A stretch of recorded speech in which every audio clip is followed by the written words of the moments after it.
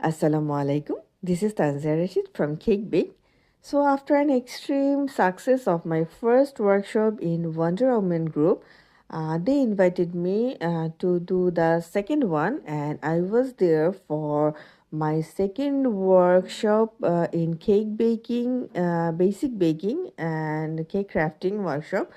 And I would love to thank, of course, Wonder Woman for inviting me again. And thank you so much, Elin Apu and Sarah Apu, Farah Apu, and of course, Sabria Apu for inviting me again.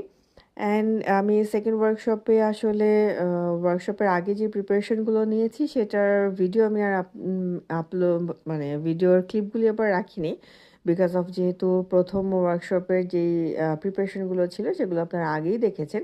So এবার আমি সরাসরি ওয়ার্কশপের দিনের ভিডিওগুলো ক্লিপই আসলে নিয়ে এসেছি।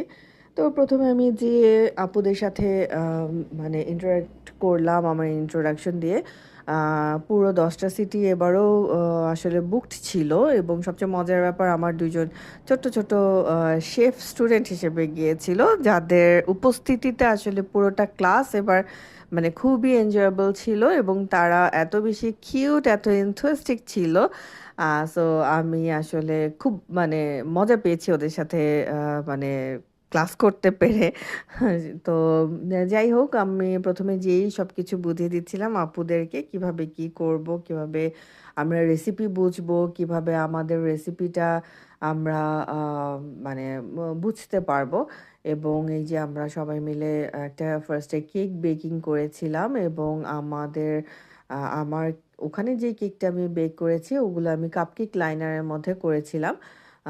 So তারপরে আমি আপুদেরকে আমি বাসা থেকে যে কেকটা রেডি করে নিয়ে গিয়েছিলাম সেটাও আমি ওনাদের সামনে দিয়ে দিয়েছিলাম আগেই, এবং আমি ওনাদেরকে বলেছিলাম যে আমি যা যা টিপস অ্যান্ড ট্রিক্সগুলো দিব সেগুলি যেন ওনারা ওনাদের রেসিপি শিটে নোটস নিয়ে নেয়।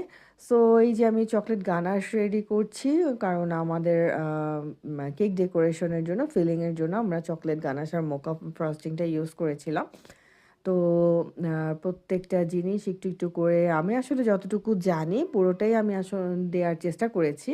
I think they already enjoy it a lot এবং we have a very fun time in the mean time.